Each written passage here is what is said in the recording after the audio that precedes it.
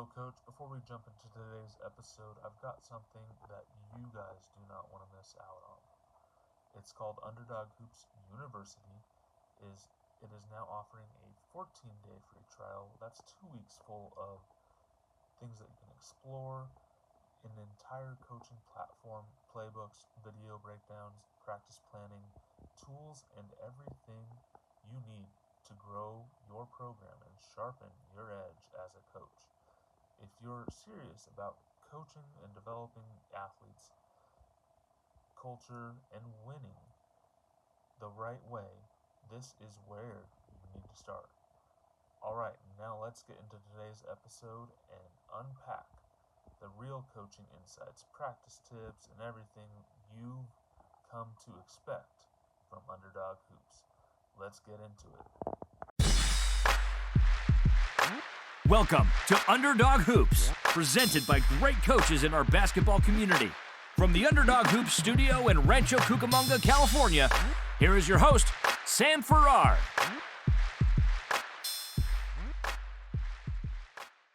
All right, so next one's going to be kind of player development questions.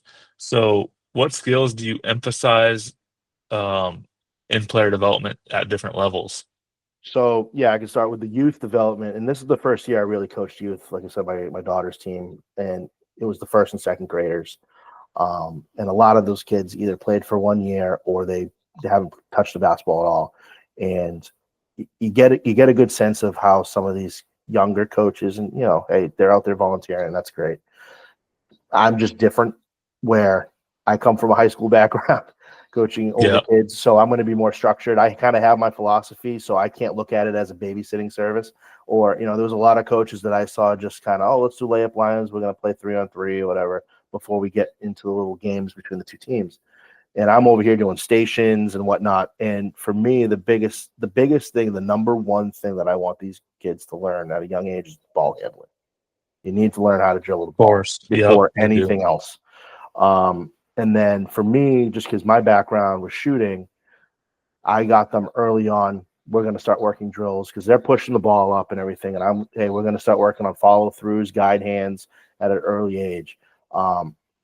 As the year went on, you started to see some of the kids, not all of them. My daughter was definitely not one of them, but which kind of broke my heart a little bit. We had a handful of kids that they started using the follow through and the guide hand and whatnot, and you started seeing the confidence. Oh my God, I'm at least, if anything, the ball's bouncing off the rim a little easier, or I am making my shots, or I'm getting closer to making it. You started seeing that confidence level. So for me, it was most definitely ball handling, and then shooting.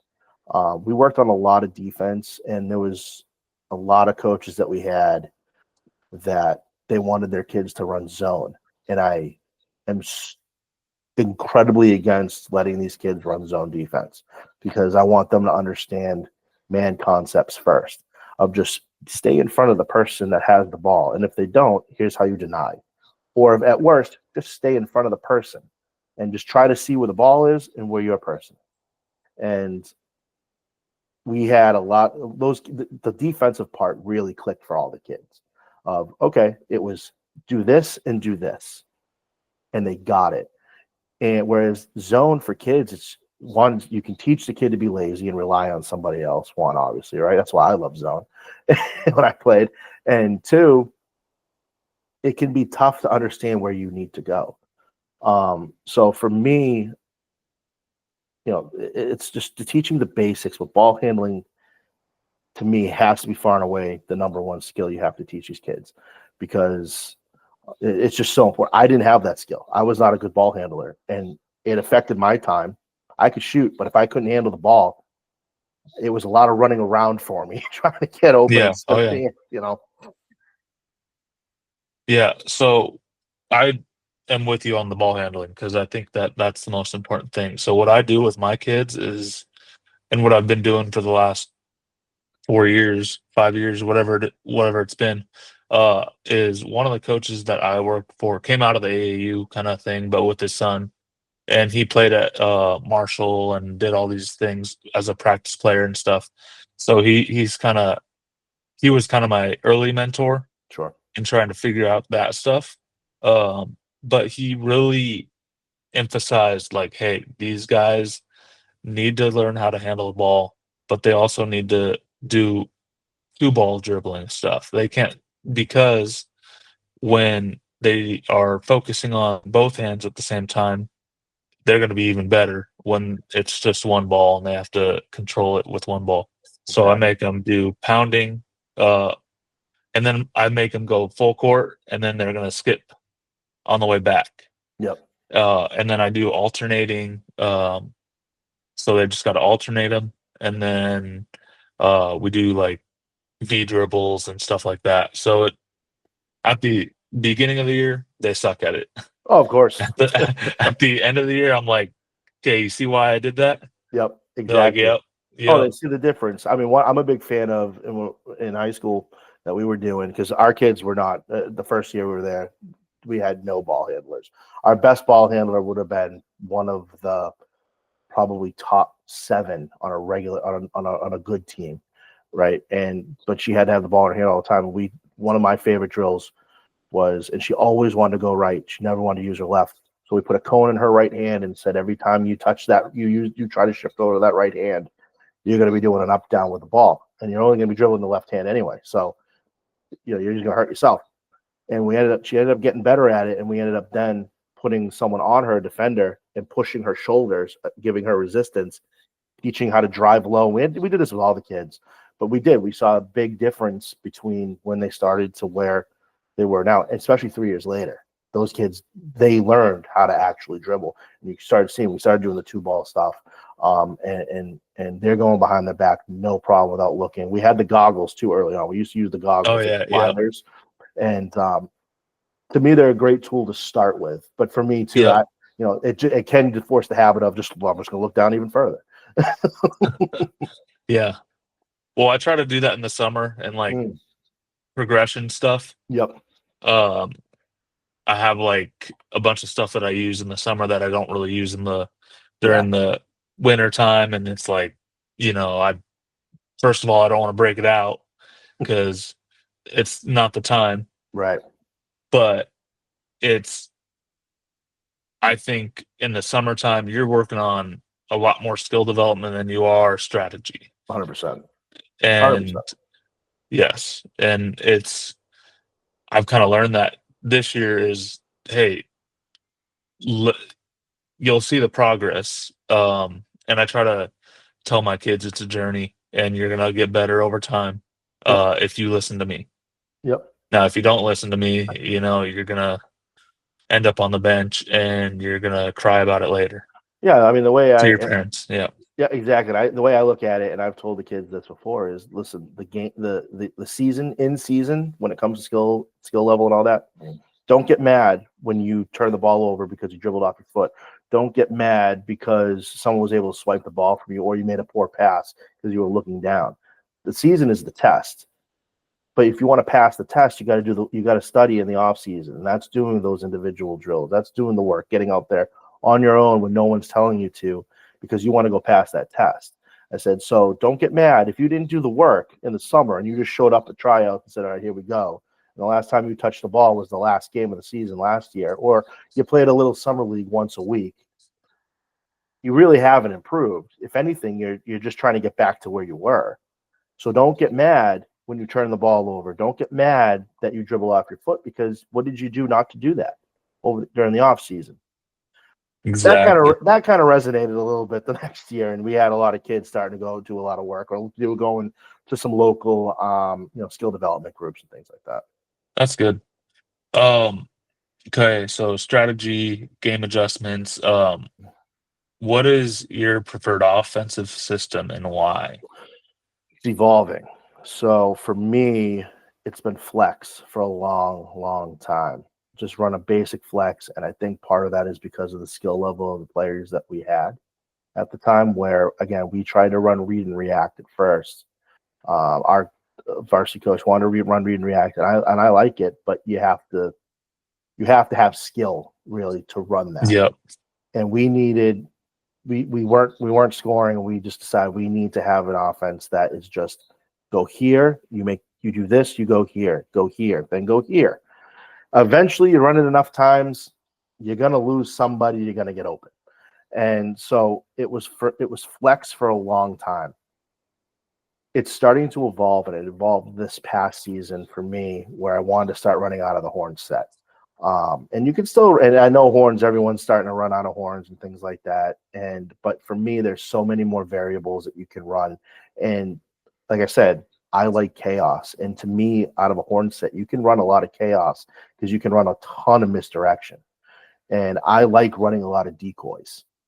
And so for me, I'm exploring, we had a couple sets that were out of the horns, but I'm starting now to I have a little video log here that I'm trying to find, like, you know what, I'm starting to name call these. I want to start running this next year. I want to start running this. This is what we're going to run. And, we'll have our typical, maybe we'll run flex out of horns just to, if I don't call anything or we just start a game, hey, let's just get into it, run the offense. Let's see what they do first. And then now we're going to throw a bunch of different things at them. I don't like doing the same thing twice. But in horns, you can do how many sets on it. It's really, you can do as many as you want. Whereas with the flex, you're kind of limited. But so like I said, yeah, right now I'm starting to evolve into the horn set, and because I just see how many possibilities there are. And I can also see myself overwhelming myself and all the kids saying, oh, listen, now we got 58 plays. Which one do you want to run? So. Yeah, I worked with a coach that really, he had 67 plays, 3 presses, 3 press breaks, whatever it was. And I'm like, okay, I was young, so I didn't really understand. Yeah. But now I'm like, these kids have a hard time remembering one play. Exactly. And so for me, yeah, so what I think too, when you're building a program, you throw a couple in there, and those are the sets you're running, and then as the seasons go on and the kids start to get to know you, you can throw a couple more in there, because now you scratched a couple out because those aren't going to work, or you just don't have the players for those. So you can always kind of evolve it. What we're trying to do in my town here that I live, we're a regional school. We have a tri-town that the varsity coach and I started talking about. And this is one of the things, is getting these kids at a young age, starting to develop almost like a farm system where you got your varsity team, you got your JV team, then you got your 8th, 7th, 6th graders. Well, I think it should start all the way down to where I'm coaching, 1st, 2nd grade. What do you want these kids to start learning? Not that these kids 1st, 2nd, 3rd graders running horns, but Yeah. what do you want them? What do you think is the most important for them to learn right now, so we can teach these kids as they come up? There's expectations, and there's almost a cadence of they know that where they need to be. And I base it off of my daughter as well. She's a really good gymnast, and they have different levels, and there's different years they're going to learn new things. I see a lot of basketball programs in towns that don't do that. It's completely different philosophies every year. And then you put them in the high school, and what I learned for the last 3 years, because so-and-so was my coach. Well, now I've never even seen any of this. So to me, I look at it, like I said, like my daughter does gymnastics, and they have it every year. It's you need to get to this level. And I'm trying to build a program here now at Masco to start doing that. So when these kids, hopefully me one day, if I become the varsity coach up here, that I know what these kids can do. They know exactly what I'm going to do. They can read my mind. And I think that's super important. But, defensively, like I said, I like chaos. In high school, I am a big fan of a 2-3 zone, just because, especially I look at it as in the league we're in Amesbury right now. We're in the Cape Ann League. It's a small league. You're not going to get a lot of great shooters. So you can run zone. But I'm a big fan, too, of pressing when you need to, not pressing the whole game. I don't like that. I don't like coaches to just come out and say, I'm going to press you the whole game, and I'm just going to just keep kicking you to death until you fall down. Let's play a game. No, like we did. So one of the years we did really bad. It was the year after they won the championship. We come on board. I'm looking at the huddle stats, we're looking, we're turning the ball over 28, 29 times a game in the pressing, when we're getting pressed and this and that. But then I looked at the stats, I went deeper. I said, well, let's look at when they don't press us. And we're just looking in the half court sets. We're winning by 7 every game. We're winning by 7. It's the presses in the second chance points that are killing us off turnovers. And so for me, I don't like teams that press all the time. Now, I'm cool with you come out and press, to start the game for a minute or two, just to set the tone, and then you set back and, let's have a little bit of a war in the half court. But when we have to press, and I do it in spots, I'm a big fan of the 1-2-1-1. It seemed to work for us a lot, and it creates a ton of chaos the way we run it. And defensively, like I said, I love chaos, and the way we're trying to run defense lately at the end of the season, and it's hard, but we try to take little bits and pieces of it, is how Kelvin Sampson at Houston does it. He's literally blitzing players up at half court and then having people rotate. Now you got to be long, you got to be fast, but if we could start teaching those concepts of just how much pressure we're going to put on a ball handler, that sets the tone too. And I love doing that. So I like being up against, even in the zone, I like, ball handlers got the ball, you're on their hip until they until they get off. I don't want any of this giving them space. Be on their hip. That's how I want to play defense. And the kids are responding to it. It's tiring, but they're responding to it. All right. So coaching challenges. What is one of the biggest challenges as a coach that you've kind of overcome? Probably my emotions. Like I said earlier, there was a game where I was tracking on. I was just yelling. The kids are walking back. I remember the kids are walking back after I called a timeout. And I was always, as a kid, told, jog to the bench. They're walking, and I said, sit down. And to me, I said, what did I just do? Everyone heard it. So that was kind of, had to have a come to Jesus moment with myself and say, all right, we're going to have to talk to the team tomorrow. So I'm going to have to say, hey, I'm sorry, I have to back off a little bit. And my emotions get me because I'm so passionate about the game. Not so much that I want to win. Of course I want to win, but I want to see them win. I want to see them happy, especially when you're on a 3, 4, 5 game skid and you see the morale start going down. And now I feel like, what can I do to turn this around? And I put a lot of it on me. So I think a lot of it is, sometimes I think I just need to back off a little bit. I think that's my biggest challenge. And how am I going about that? It's just kind of self-reflection after every game. And huddle's not just great for players. Huddle's great for coaches. You get to see yourself on the sideline. Yeah. And I've seen myself at the time where I'm going, ooh, I didn't like that. I did that. I didn't like that.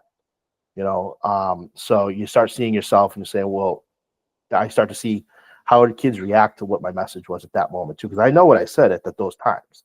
I remember all the timeouts I called, after I watch a game, and I say I remember what the adjustment was, or I remember, hey, I didn't like what I was seeing, and I'm telling them why. Obviously, what I said didn't resonate, or what I said really kind of maybe demotivated them because now they're thinking I can't do it. So, I think it's a lot of self-reflection, and just understanding, what, this didn't work. I didn't get a response. Let me try something new, completely different, that I can get a positive response out of them. But for me, I think it's my passion. I invest so much time in them, and they're investing so much time in the game and for the team. I don't want to me, it's a problem if I care more than you care. Exactly. So yeah. I kind of in the same boat. Emotions. My kids, I think a year ago, they got to see the worst that I was like that season, and it was kind of like, hey, halftime, no locker room, and I kind of just screamed out a few things, and after the fact, one of the older coaches on our staff was like, hey, it probably wasn't smart. yeah. And he's Yep. much older and much wiser than I am. Yep. And he's like, I would apologize to your team tomorrow. Yeah. And kind of reflect on it and And I did, and it was like, okay, that kind of also helped them, like, hey, coach can make mistakes too. Exactly. So I think that really helped for them to see that. I think that's Um, super. I hate it's. I don't know how to put it in words, but like I said, and I'm sure at that point you got a positive reaction out of the team, and I did too. When I did that, I actually got a couple emails from parents because the kids went back to their parents and said, "Yeah, actually, coach apologized and said, hey, he was wrong in doing that. He shouldn't have done that." Coaches, the parents were happy, like, "Hey, thanks for doing that." Like, they were actually upset after the game, but because you did that, they understood, like, yeah, I'm human too. And I look back on it and we ended up going on a winning streak. Am I happy I did it? I mean, looking back on it, yeah, but at the same time, it was a learning experience for me. It was probably a good yeah. thing that I did it at that time and realized, ooh, that looked ugly or that sounded ugly or what have you. So the varsity coach that I worked for, um he was the JV coach before he kind of took over. Mhm. But he's kind of he's done varsity for a long time, and he kind of just did it to get his son through high school. And then he's kind of hanging on because people are like, "Oh, we want you here." But what he kind of told me one time is, like, he had a story where his dad, like, he kind of did the same thing, yelled at his team, and then his dad pulled him aside and said, "Watch you guys lose,"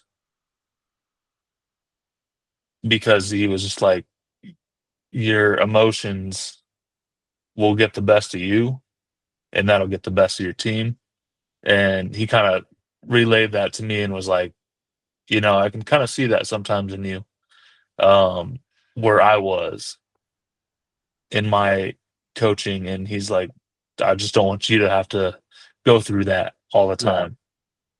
Yeah. And he's like, yeah, that really helped me stop and just say, hey, that's just teach them. Yeah. Got to check yourself or just kind of, you know what, throw that one under the rug. We'll talk about that one tomorrow when everything's Yeah. cool and calm. But I think every single coach goes through that, no matter what. Yeah. There's always a moment where you're going to lose your mind, and then you just gotta kind of come back to earth and go, whoa, that was that shouldn't have happened. So what is some advice that you would give to an aspiring coach? Some advice that I would give to an aspiring coach. I still feel like I'm collecting the advice right now. Uh, I'm taking as much advice as I can get. Enjoy the process. Don't get as emotional, like we just talked about, as we do, because it is a journey. It's not going to happen overnight. You're looking for incremental changes, not it's not going to happen immediately. And you want these kids to end up looking up to you and looking at you as Yep. a positive role model instead of, oh yeah, this guy was my coach. He was nuts. And I've had those coaches. I've had those coaches like, this guy was nuts. And then I've had coaches like Coach Canty, Coach Ford, where, hey, I want to sit down with them all day and just pick their brain because Yeah. there were times, they lost their mind. I mean, even Coach Ford. I mean, this is a guy who played for the Celtics, played for the Pistons, coached the Celtics, won championships with Larry Bird, and he's given it to me. And he's given me, the business. And at the same time, you're looking at it going, but the way he did it, I'm going to remember the words, not the emotions. That's one of the other things. I think that would be my biggest. I have said this before. Listen to my words. Don't listen to my tone. Because sometimes my tone, you might think I'm angry, but sometimes my anger and my passion sound the same. But my words are going to what you need to listen to, because that's going to tell you what you need to do. So that would be probably at my young age of, still kind of figuring out coaching myself, which we're always going to figure out until the day we retire. Yeah. I think right now would be, for a player, listen to my words, not my tone, and then just try to keep your emotions a little bit in check and make sure, it's not about you, it's about the players, it's about their development and that they have a positive experience. You want your kids Exactly. to come back. Yep. All right. Rapid fire questions here. Go. What's your favorite memory or moment as a coach? Favorite memory as a moment or a coach. We had it happened not this past season, the season before. We had a kid who she was just a nervous wreck, just a big ball of anxiety. And she was one of the kids that I could yell at, but secretly she wouldn't tell me that, like, listen, coach, I just don't like being yelled at. But there was a moment where we were playing a game and we were down 10 with probably 4 minutes left, and we were up probably 12 half the game, and then we blew it. A couple minutes left, 2, 3, 4 minutes left in the game. We're down 10, and we ended up getting the game into overtime, and it came down to, I think there was 2 seconds left, 1.7, something like that, and she has 2 free throws. And I just saw it in her where I just had to call timeout, and I said, this kid's a mess. She's going to lose it. Like, she can't handle this. And for whatever reason, I don't know what, it's just a funny memory I have where I just pulled her aside, the timeout, assistant coaches are talking to the team. I said, there's nothing to talk to the team about. There's nothing they can do now. It's on her. And I just looked at her, and she's just looking at me, shaking, and I just said, what are you having for dinner tonight? Like, what are you talking about? So I think I want to have chicken pot pie tonight. And she's just like, this makes no sense. I'm like, yeah, that's what I'm thinking I'm going to do. I don't know. I was like, all right, go out there. Just relax. Let's go out there, shoot it. I don't care if you make it. I was like, who cares? She goes, this is a good position to be in. Just shoot it. You make it, you make it. Great. If you miss it, who cares? She nailed both of them. We won the game. And she came back to me the next day, and she was just like, I'm so happy you just had that stupid conversation with me. And so that was kind of my funny memory, because it just came out of nowhere where I was like, this kid's a ball of anxiety. What do I do? And instead of, hey, you can do this, the pep talk, whatever, it's just, I'm going to change the subject, make you think. Like, what are you doing? Get this off You're your like mind for a just second. tricking them. That's it. That's it. So that's probably my favorite. But it was the game that, we were down, we were up, we were down, and they surprised me. I didn't know they had it in them to come back like that. And it was one of those games where, you kind of, it's as a player, when you're in the zone, you're hitting your shots, you're seeing the floor, who's going to be open before they're even open. You have those moments when you're on the sideline coaching too, where you just kind of like, I'm in a zone, and it just seems like every decision I'm making is the right decision at that right time. And I felt like I was in a good flow, and then that just happened, and it was like, you know what? We're having a great day. We're having fun. It's engaging. We're not getting blown out. And we ended up ripping off a 4-game winning streak after that. It was awesome. So, that game and that moment was probably my favorite. Okay. I know, rapid fire. No, you're good. If you could have dinner with one basketball coach from the past or present, who would it be and why? Red Auerbach, no question. It would be Red Auerbach, not just because of my fandom for the Celtics, but that was someone who I think he revolutionized the game. He changed the game, and just the stories that he could tell that could still relate to today. But I would love to talk to Red Auerbach and just pick his brain about basketball. And I love the history of the game. But it would definitely be Red Auerbach. And then probably second, he's no longer with us, is Coach Ford. Very good. What's the best piece of advice you've ever received as a coach? Just have fun. Have fun. It's about the kids. And at the end of the day, it's just a game. Very nice. What is one thing that most people don't know about you? So maybe like your players don't know about you. One thing that my players don't know about me, geez. I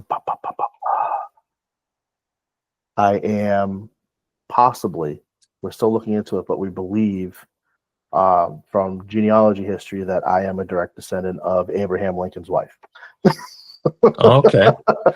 So that's one of those like fun fact things. Yeah. Another one would be probably at my strongest when I was a personal trainer back in a former life when I was younger and a lot more fit. I was squatting 515 pounds. Not even close today. Yeah, my kids are like, whenever I get in the weight room with them, they're like, they're probably like, you can't do a whole lot. Yeah. But then I'm kind of like, put 600 pounds on the leg press. Let me do that real quick. And then it gets them all like, what the heck? Yep. Yeah, I mean, I've gained some weight over the years, and the kids will look at me and be like, like, hey, listen, we're gonna do up downs, and I'm running them with you. Don't let me win. And I was like, look at me and then look at you guys. You guys been doing this all season. I can't remember the last time I did an up down. Don't let me beat you. And then I come out of the blocks. Now, granted, it's not a good car ride home. I'm huffing and puffing, Oh yeah. but and I'm hurting. I'm actually kind of concerned. But no, it's always fun to kind of surprise them like that. Awesome. That's pretty much it for me. Sweet. I'll end it. Hold on. I'll end the recording. Hello, Coach. Thank you for tuning into today's episode of Underdog Hoops podcast. If you found this information valuable, the conversation, and I know you did, make sure to check out Underdog Hoops University. You can start a 14-day free trial and get access to everything from detailed playbooks to video breakdowns to practice planning tools, whether you're coaching youth, high school, or any other coaching, AAU, whatever. This platform is built for you to grow. If you haven't already, make sure you subscribe, leave a quick review, and share this episode with another coach who's on the grind just like you are. Until next time, we hope that you keep growing and keep leading the underdog way.